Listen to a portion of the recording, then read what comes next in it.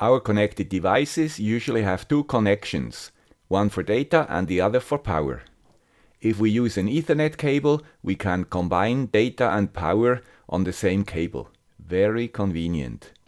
Do you know how this power over Internet works and what we have to do to take advantage? Let's have a closer look. Grüezi YouTubers, here is the guy with the Swiss accent, with a new episode and fresh ideas around sensors and microcontrollers. Remember, if you subscribe, you will always sit in the first row. Power over Ethernet is often used for access points or IP cameras. We also can use it to power our Raspberries, etc. In this video, we will start by looking at the Ethernet cable and its connectors and continue with the various ways of injecting and retrieving power. Unfortunately, different standards exist. Some are compatible and others are not. Today's Ethernet cables usually comply with the Cat5e standard. These cables use 8 wires, twisted together in 4 pairs of 2. They are colored like that: green and green-white, orange and orange-white, blue and blue-white, brown and brown-white. The cables use differential mode for data transmission and should have a minimum bandwidth of 100 MHz. The maximum length of a cable segment is 100 meters. What is differential mode? The signals do not change between 0 and VCC as the digital signals in our Arduino. They hop from minus VCC to plus VCC. What is the advantage? They are more immune against noise from the outside. Why? Noise usually attacks both wires at the same time. If you add the same signal to both wires, the difference stays the same. This sort of noise is therefore eliminated automatically. And it has another advantage which can be used for PoE, as we will later see. So far so good. Let's continue with the connectors. Fortunately, all Ethernet standards use the same RJ45 connectors. But unfortunately, there are at least 2 different wiring standards, T568A and B. Both ends of the cables use the same male connectors and pins are connected straight, pin 1 with pin 1, etc. There is one exception, patch cables. In the early days, we had to cross wires when we wanted to connect, for example, 2 switches.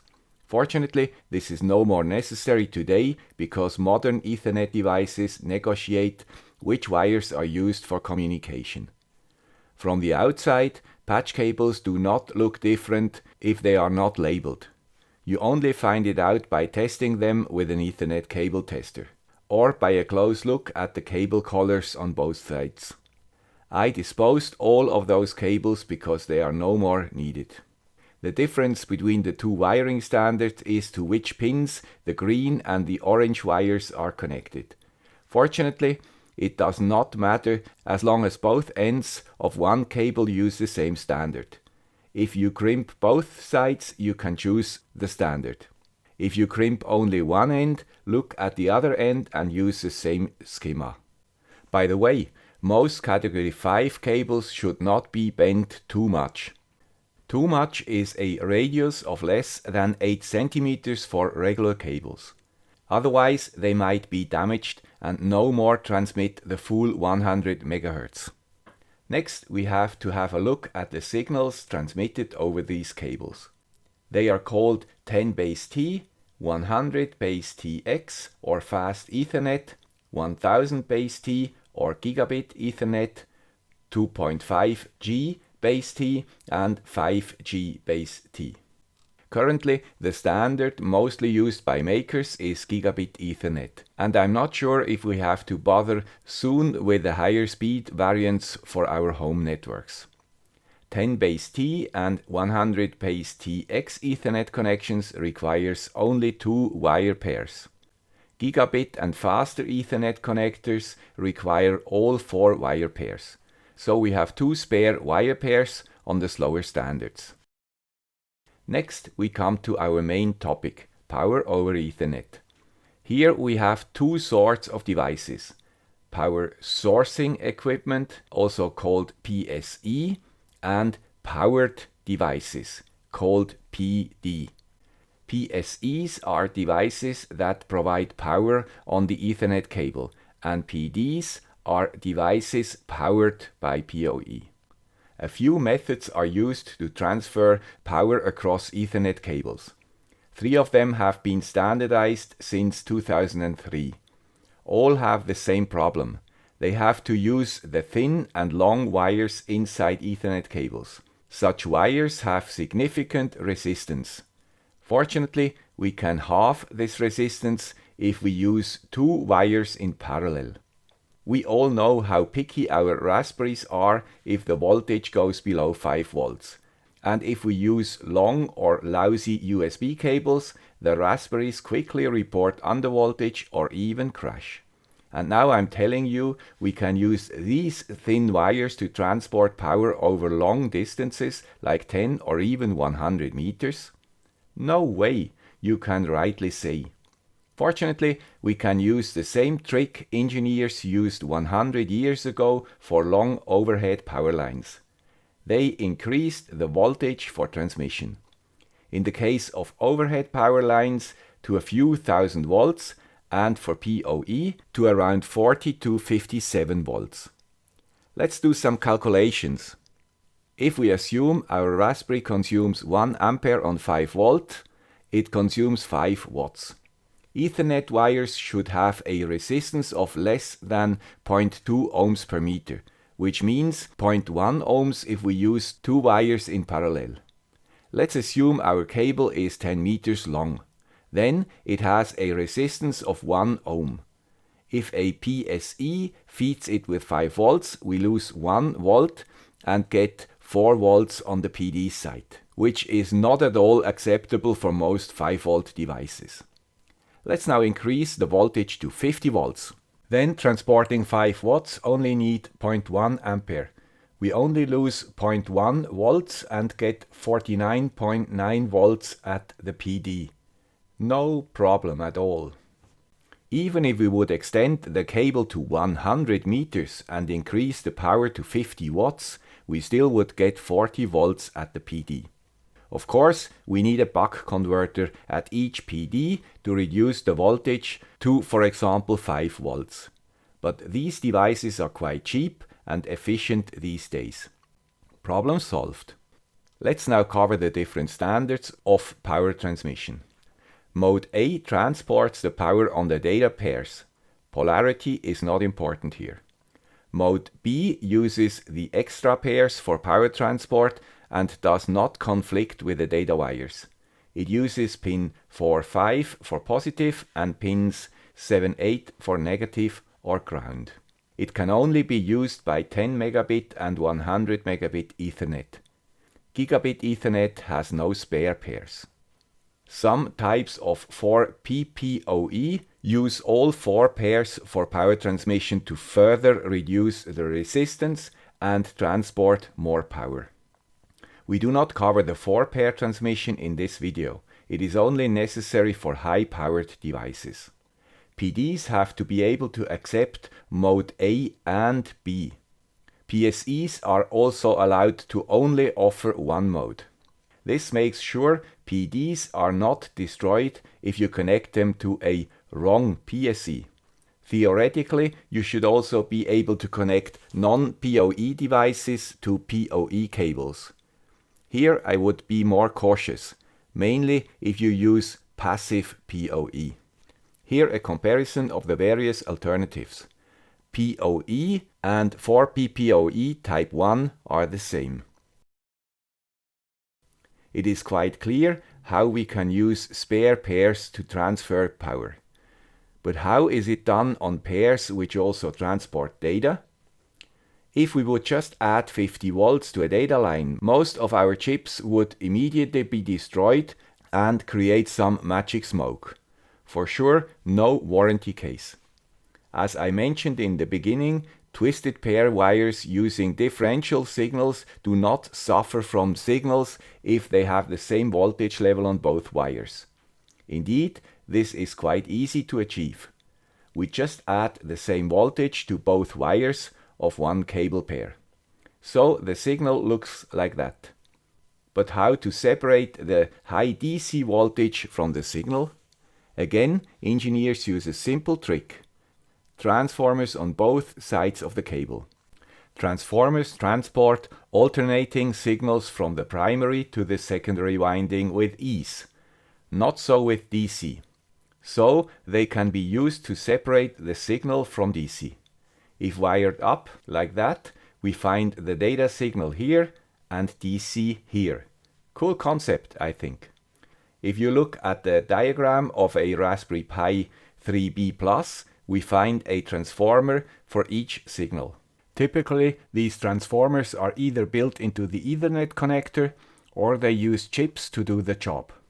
But why 4 transformers?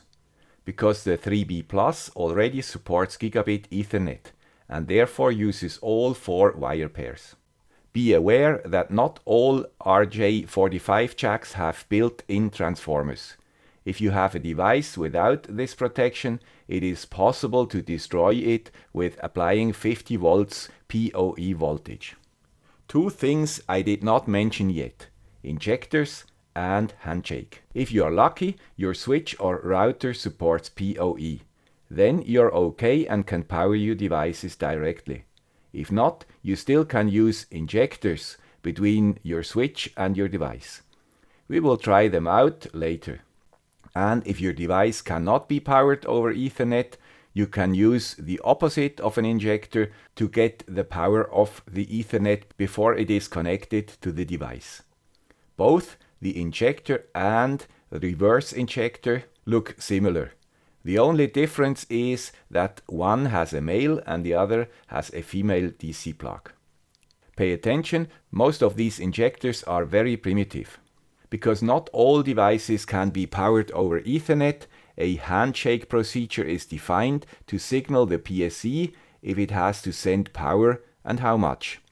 Devices which cannot shake hands are called passive. If you connect a PD which cannot handle handshake to a PSE with handshake capabilities, it is well possible that you do not get power. So let's do a few tests to understand the behavior of different devices and see if we can use it for our purpose. I have the following parts: a power supply which can inject power into an Ethernet cable, 2 different pairs of injectors from AliExpress, an injector delivered with my MikroTik access point, 2 different PoE hats for the Raspberry Pi, and a PoE enabled router from MikroTik. Let's start with the power supply. The input is connected to a regular Ethernet connector and the output also carries the PoE voltage.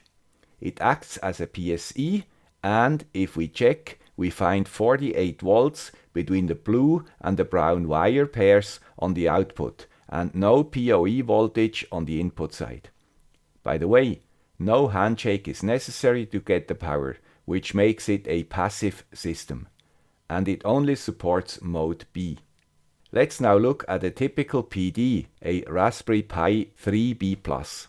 Of course, I could have used my brand new 4B model for these tests, but you never know if we create some casualties.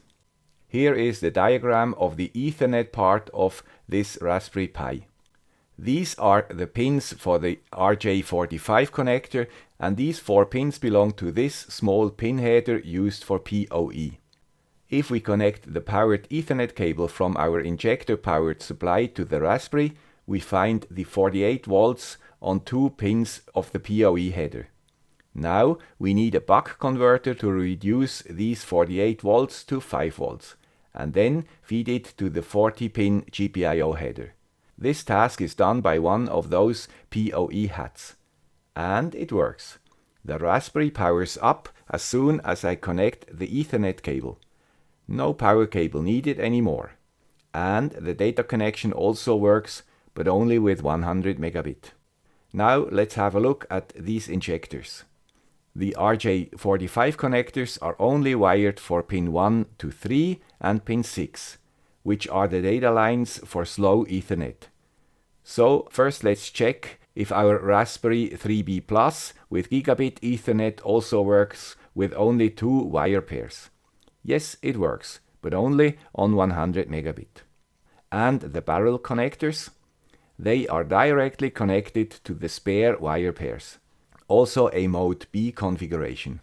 So they should be able to source a Raspberry Pi with PoE hat if we inject at least around 40 volts. Let's test. Yes, it works. And we see the current is only around 100 mA. Much less than if we power the Raspberry with 5 volts, as expected. And the small PoE hat works too. Without a PoE hat, or if our device does not support PoE, we can use such an injector on both sides. And if we know what we do, we can inject, for example, only 12 volts. Then we can add a widely available 12 to 5 volt buck converter between the barrel connector of the second adapter and the powered device. We do not need 40 or 50 volts in this case. At least not if we only want to bridge short distances. The second injector pair from AliExpress works precisely the same way. If we open the case, we see that these are very primitive devices. The MikroTik injector seems to be a little more sophisticated and supports Gigabit Ethernet. This time in mode A, I assume. So we would find some transformers inside the plastic. Now I connect the cable to my MikroTik router. The multimeter does not show stable values on pin 4.5 and 7.8.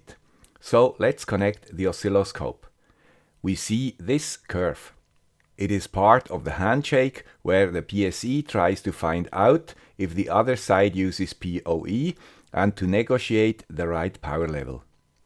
We can signal that we are PoE enabled by connecting a 25K resistor between the two pin pairs.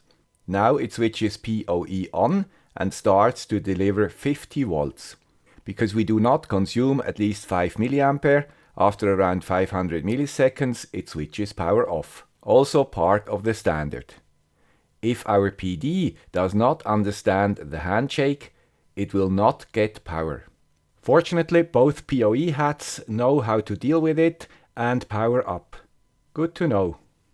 Summarized, the simplest PoE method is to use an injector and an extractor. With this method, we can choose the voltage level for our projects and do not need to use 50 volts. This might save some money.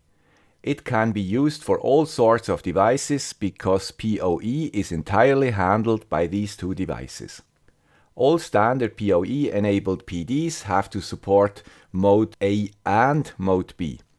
Like that, there is no danger to destroy a PD with a wrong PSE. With standard PDs, the simplest method is to use passive Mode B. This system also transports power over the spare wire pairs and does not need a handshake. It is compliant with the official standard and can also be used by simple PDs. It supports speed up to 100 megabit per second and 30 watts. If we need Gigabit Ethernet, we have to use Mode A. We still can use it without handshake as the MikroTik injector shows. Here we get a maximum of 30 watts. The next level is to use handshake. Because both devices have to be handshake enabled, this concept only works if the PD can handle the handshake. Handshake enables to switch to higher power levels up to 100 watts. Most current routers, however, do not support these high power modes and do not accept such requests. One last thing. If you build a new house or renew your old one, deploying Cat5 cables to all rooms is an excellent idea, mainly because it can be PoE enabled.